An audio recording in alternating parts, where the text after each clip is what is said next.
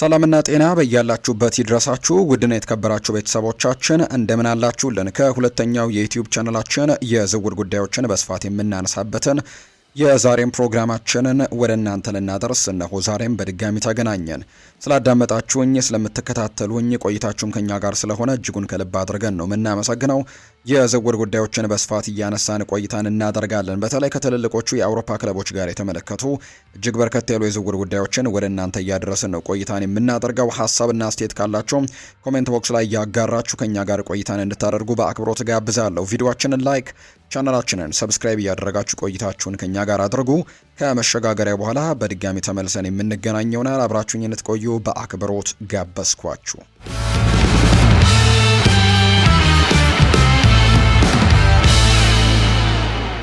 ወደ ቀዳሚው መረጃችን እናምራ።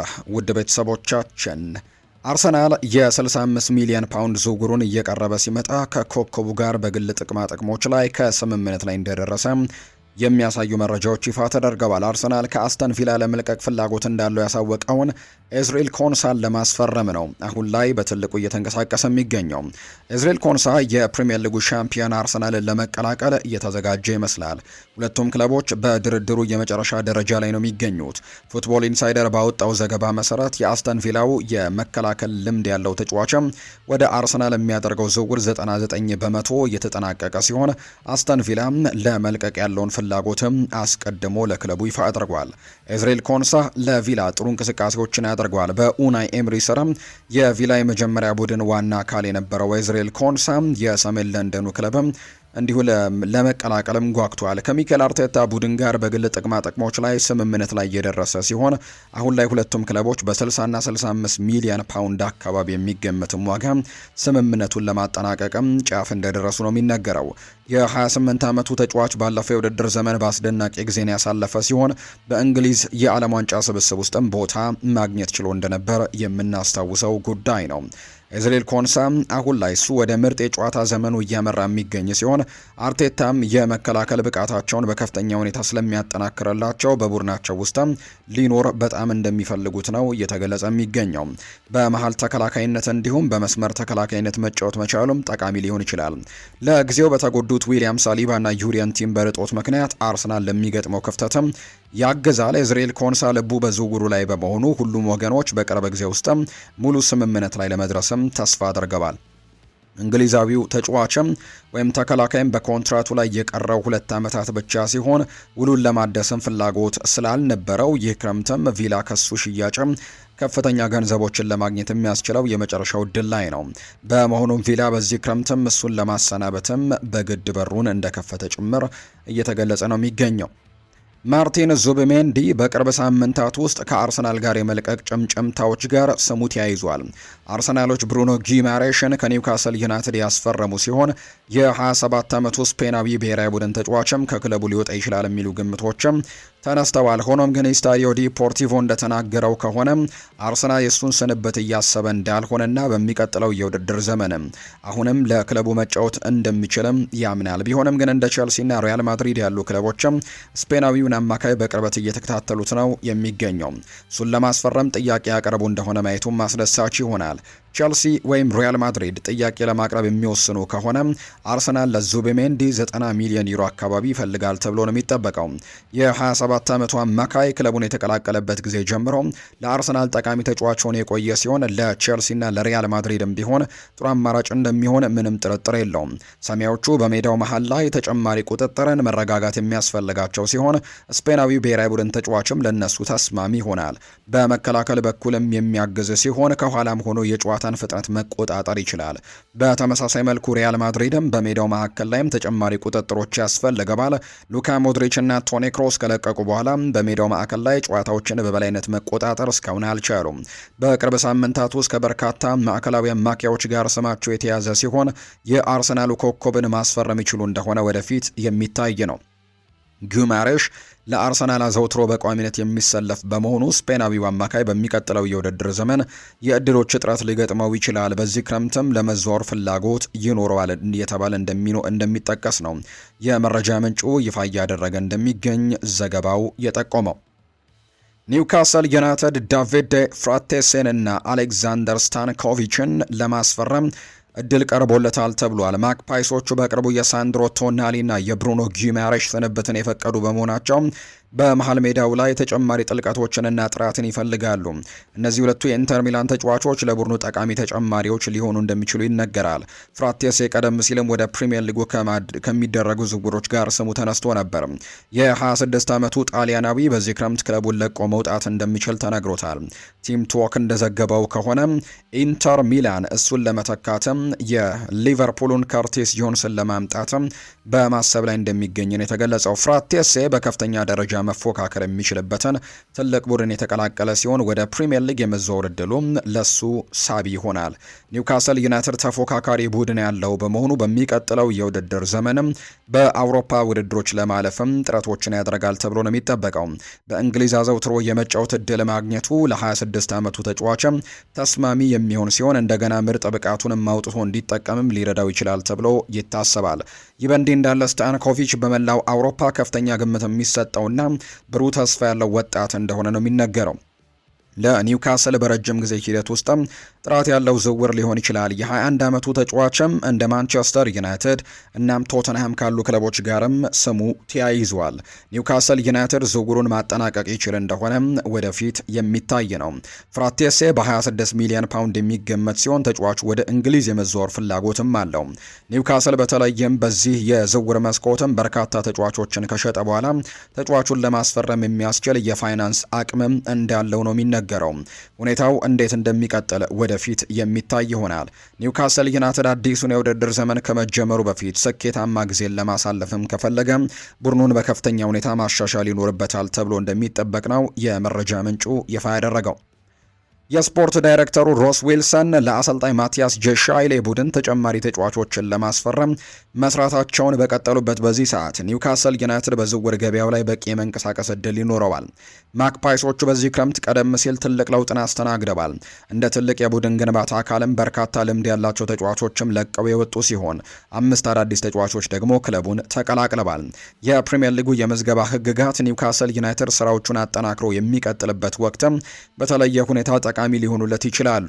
ክለቦቹ እስከ 25 ዋና ዋና ተጫዋቾችን መመዝገብ የሚችሉ ሲሆን ቢበዛ 17ቱ ብቻም በሀገር ውስጥ ያሳደጉ ወይም ደግሞ ነን ሆም ግሮውን ተጫዋቾች እንዲሆኑ ይፈቀዳል ነው የተባለው። በሀገር ውስጥ ያደጉ ተጫዋቾች ደግሞ የቀረውን ቁጥር መሸፈን አለባቸው ተብሏል። በአሁኑ ወቅት ኒውካስል ዩናይትድ እድሜያቸው ከ21 ዓመት በላይ የሆኑ 17 ዋና ተጫዋቾች ብቻ ያሉት ሲሆን በ25 ተጫዋቾች ደግሞ ስብስብ ውስጥ 8 ክፍት ቦታዎች ይቀሩታል። በሀገር ውስጥ ያላደጉ ተጫዋቾች ቁጥራቸው ቢሆን ከተፈቀደው ገደብ በጣም ያነሰ ነው። ይህ የዝውውር መስኮት እስከሚዘጋበት ሴፕቴምበር 1 ቀን ድረስም ለዊልሰን ከፍተኛ እንግዲህ እድሎችን ይሰጣቸዋል ተብሎ ይታሰባል። ኒውካስል የመከላከልና የሜዳ ማዕከል ማጠናከሪያዎችን ቅድመ እይታቸው አድርጎ እየሰራ ቢሆንም አሁንም ተጨማሪ ዋና ተጫዋቾችን ማካተት የሚችል ሲሆን ሌላ የመስመር ወይም ደግሞ የፊት መስመር አጥቂም ለማስፈረም ሊያስቡበት ይችላሉ። እንደ ኒክ ፖፕ እና ጆ ዊሎክ ያሉ ተጫዋቾች የሚለቁ ከሆነ ሁኔታው የበለጠ ክፍት ሊሆን ይችላል። ለኒውካስል ዩናይትድ የቡድኑን ህግጋት የዝውውር መስኮቱ ከመዘጋቱ በፊት የጄሻይሌ ቡድንም እንደገና ለመገንባትም ሰፊ እድሎችን ይሰጠዋል ተብሎ ይታሰባል። ባለፈው ዓመት ደካማ የውድድር ዘመንን ያሳለፉ ሲሆን በጠንካራ ሁኔታ ለመመለስ ይፈልጋሉ። በክለብ ውስጥ በርካታ ለውጦች የተደረጉ ሲሆን በአዲሱ አሰልጣኝ ስርም ወደ ሽግግር ወቅትም ይገባሉ። በርካታ ተጫዋቾችን የሸጡ በመሆናቸው እነዚያ ተጫዋቾች በትክክል መተካት ይችሉ እንደሆነ ወደፊት የሚታይ ነው። ኒውካስል በቅርብ የውድድር ዘመናት መሻሻሎችን ያሳየ ሲሆን ዋንጫንም ማሸነፍ ችሏል። በሚቀጥለው የውድድር ዘመን ለአውሮፓ ውድድሮች ለማለፍም የሚፎካከሩ በመሆኑ በከፍተኛ ደረጃ ለመወዳደር ጥራት ያላቸው ተጫዋቾችንም ማምጣት ይኖርባቸዋል ተብሎ ነው የሚጠበቀው። ማንቸስተር ዩናይትድ በዚህ ክረምት የአርሰናሉን ተከላካይ ማይልስ ሉዊስ ስኬሊን ለማስፈረም እድሉን እያመቻቸ ይገኛል። አርሰናል 19 ዓመቱን ተጫዋች በዚህ ክረምት ከክለቡ እንዲወጣ ለማድረግ ምናልባት ላይፈልግ ይችላል ተብሏል። ተጫዋቹ ለቼልሲም እንደቀረበ አንዳንድ የመረጃ ምንጮች ሲናገሩ ነበር። ማንቸስተር ዩናይትዶችና ቼልሲዎች እድሉን ተጠቅመው ያስፈረሙት እንደሆነ ወደፊት ግን የሚታይ ነው። ተጫዋቹ ብሩህ ተስፋ ያለው ታላቅ ወጣት ተጫዋች እንደሆነ ወደፊት ለነሱ ደግሞ ጠቃሚ አማራጭም ሊሆን እንደሚችል ምንም ጥርጥር የለውም። ይህ በእንዲህ እንዳለ ዘጋርዲያን ባወጣው ዘገባ መሰረት የኒውካስል ዩናይትዱ ሉዊስ ሆልም በዚህ ክረምት የማንቸስተር ዩናይትድ ዋና ኢላማ ነው። በረጅም ጊዜ ሂደት ውስጥም ሉክሾን መተካት የሚችል ወጣት የግራ መስመር ተከላካይ ለማምጣትም ፍላጎት አላቸው። ሉዊስ ሆል ጥራት ያለው ተጫዋች መሆኑና ለኒውካስል ዩናይትድ የማይተካ ሀብት ሆኖ መረጋገጡ ምንም ጥርጥር የለውም። በፕሪሚየር ሊጉ ጥራቱን በተከታታይ ያሳየ ሲሆን ከሉዊስ ስኬሊ ጋር ደግሞ ሲነጻጸር በእርግጠኝነት የተሻለ አማራጭ ነው የሚሆነው። ሆኖም ግን ኒውካስል ዩናይትድ ተጫዋቹን በቀላሉ ይለቀዋል ተብሎ ግን አይጠበቅም። ቀደም ሲል እንደ አንቶኒ ጎርደን፣ ብሩኖ ጊማሬስ፣ ሳንድሮ ቶናሊ ያሉ በርካታ ቁልፍ ተጫዋቾችን እንዲለቁ የፈቀዱ በመሆኑ ቡድኑን ከዚህ በላይ ማዳከም በጭራሽ አይፈልጉም። ይህ በእንዲህ እንዳለ ማንቸስተር ዩናይትድ ዝውውሩን ማሳካት የሚችል ከሆነ ሉዊስ ሆል ጥሩ የረጅም ጊዜ ዝውውር ይሆንለታል። ወጣቱ ተከላካይን እንዲሸጥ ኒውካስል ለማሳመን ከተለመደው በላይ ከፍተኛ ገንዘቦችን መክፈልም እንደሚኖርባቸው መገመቱ ግን ፍጹም ትክክል ነው የሚሆነው። ማንቸስተር ዩናይትድ ባለፈው ዓመት ካሳየው አስደናቂ የውድድር ዘመን በኋላ ወደ ቻምፒየንስ ሊግ የተመለሰ ሲሆን በዚያ ላይ ደግሞ ተመስርቶ የበለጠ ለመገንባት ይፈልጋል። ከአርሰናልና ማንቸስተር ሲቲ ጋር ያለውን ልዩነት ለማጥበብም ይፈልጋሉ። ይህ እንዲሆን ደግሞ ጥራት ያላቸው ተጫዋቾች እንደሚያስፈልጉት ምንም ጥርጥር የለውም።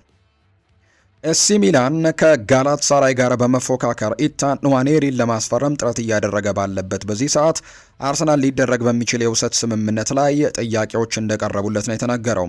ጋዜጠኛ ሰባስቲያን ቪዳል እንደተናገረው ከሆነ ለአርሰናሎች መጀመሪያ በውሰት በኋላ ላይም በቋሚነት በ40 ሚሊዮን ዩሮ የመግዛት አማራጭ ያለው ጥያቄ የቀረበላቸው ይመስላል። በቅርብ ወራት ስለወደፊቱ ጊዜ ጥርጣሬዎች ቢኖሩም አሁን ላይ በኤምሬትስ ስቴዲየም የመቆየት እድሉ ሰፊ ነው የሚል በቅርቡ የተገኘው መረጃ ባለበት ሁኔታ ላይ ይናገራል። አርሰናል ኢታን ንዋኔሪን በዚህ አይነት ጥያቄ እንዲሄድ ይስማማል አይስማማም የሚለው ገና የሚታይ ነው። ያም ሆኖ ግን ቢቢሲ ስፖርት በዚህ ክረምትም በ19 ዓመቱ ወጣት ላይ ትልቅ ፍላጎት እንዳለ ከመግለጹም ቀጥሎ የመጣውን የኢታን ንዋኔሪን የወደፊት እጣ ፈንታ የሚመለከተው የቅርብ ጊዜ መረጃ እንዲወጣ ነው። ኤሲ ሚላን በኢታን ንዋኔሪ ላይ እርምጃዎችን ወስደዋል። ሮሰኔሮቹ ለአርሰናል የ40 ሚሊዮን ዩሮ የመግዛት አማራጭ ያለው የውሰት ጥያቄን ያቀረቡት። ሩበን አሞሪም ወጣቱን እንግሊዛዊ አማካይ ወደ ጣሊያን መምጣቱን ይፈልጋል። ጋላት ሳራይም ጉዳዩን እየተከታተለ ነው ሲል ነው ሰባስቲያን ቪዳል የተናገረው። ይህ ብቃት ያለው ወጣት እንግሊዛዊ የአርሰናል አካዳሚ ውጤት ሲሆን እንደ አውሮፓውያኑ አቆጣጠር በ2022-23 ገና በ15 ዓመቱ ለክለቡ የፕሪሚየር ሊግ የመጀመሪያ ጨዋታውንም አድርጓል። ከዚያን ጊዜ ጀምሮ ነገር ግን ነገሮች ለኢታን ንዋኔሪ ጥቂት ውጣ ውረዶች ነበራቸው። በመሆኑም በሚኬል አርቴታ ቡድን ውስጥም በቋሚነት ለመጫወት ሊታገል ስለሚችል በዚህ ክረምት ከክለቡ መውጣቱ ምክንያታዊ ሊሆን እንደሚችል ነው የሚነገረው። የአርሰናል ደጋፊዎች ይሄ በራሱ አካዳሚ ያደገ ብቃት ያለው ተጫዋች ረዘም ላለ ጊዜ እንዲቆይም እንደሚመኙ የታወቀ ነው። ነገር ግን ሜዳ ውስጥ የሚገባበት እድልም አነስተኛ ከሆነ አሁንም መቆየቱን ቢሆን ትርጉም አይኖረውም። ኢታን ንዋኔሪ ከአርሰናል ጋር ጥሩ የቅድመ ውድድር ዘመን ዝግጅትን ያሳለፈ ሲሆን ይህም የሆነው ባለፈው የውድድር ዘመን ሁለተኛውን አጋማሽ በማርሴይ ካሳለፈው አስቸጋሪ የውሰት ቆይታ በኋላ እንደሆነ በርካቶች ያነሳሉ። ኢታን ንዋኔሪ ለአርሰናሎችም ብዙ የመጫወት እድልን አያገኝም ነበር። በፍሬንች ሊጓን በነበረው ቆይታ ያው ሁኔታን የቀጠለው። ስለዚህም ከዚህ ሁሉ ሁኔታ እንዴት በጥሩ ሁኔታ ሊገመገም እንደሚችልም ወደፊት የሚታይ ጉዳይ ነው። በእርግጥ ትልቅ ብቃት ያለው ተጫዋች ነው። ነገር ግን አርሰናል በተመሳሳይ አጥቂ አማካይ ቦታ ላይ ሌሎች በርከት ያሉ ጥሩ ተጫዋቾች አሉት። ስለዚህ ነው የማይሰለፈው። እሱን መልቀቅ ደግሞ የፋይናንስ አንጻርም ምክንያታዊ ሊሆን እንደሚችል በርካቶች ግምቶቻቸውን እየሰጡ እንደሚገኝ ነው የተገለጸው። ሁሊያስ ኩንዴ በዚህ ክረምት ከባርሴሎና የመልቀቅ ጭምጭምታዎች ጋር ስሙ እየተነሳ ነው። ሙንዶ ዲፖርቲቮ እንደዘገበው ከሆነ አርሰናልና ሊቨርፑል ይህንን የፈረንሳይ ብሔራዊ ቡድን ተከላካይ ለማስፈረም ፍላጎቱ አላቸው። ከባርሴሎና ጋር እስከ 2030 የሚያቆየውን ኮንትራት ያለው ሲሆን ባርሴሎናን በከፍተኛ የዝውውር ዋጋ ለመሸጥም ዝግጁ እንደሆነ እየተገለጸ ነው። የ27 ዓመቱ ተጫዋች በባርሴሎና በሚቀጥለው የውድድር ዘመን በቋሚነት የመሰለፍ ዋስትና ላይኖረው ስለሚችል ክለቡን ለቆ መሄዱ ምክንያታዊ ይሆናል። አርሰናልና ሊቨርፑል ለተጫዋቹ ሳቢ የሆኑ እድሎችም ሊሆኑ ይችላሉ።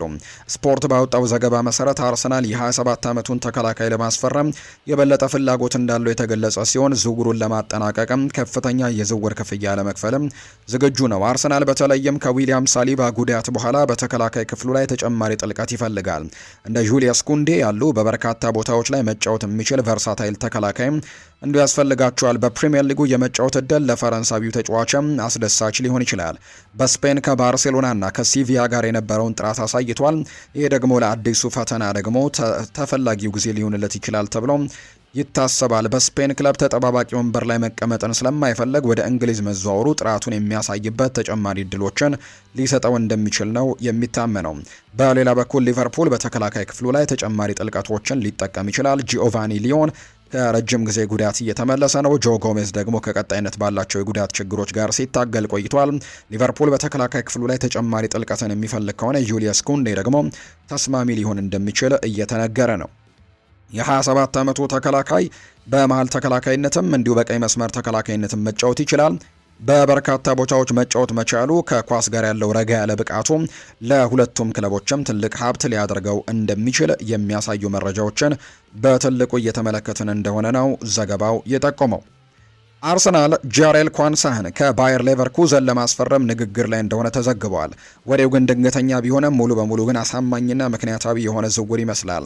የእንግሊዝ ብሔራዊ ቡድን አባል በጀርመን ቡንደስሊጋ ባሳለፈው አንድ የውድድር ዘመን ድንቅ ብቃትን ያሳየ ሲሆን ያሳየው ብቃትም በዚህ ክረምት በቶማስ ቱሄል የዓለም ዋንጫ ስብስብ ውስጥም ጥቂት የመጫወቻ እድሎችን እንዲሰጠው አድርጎታል።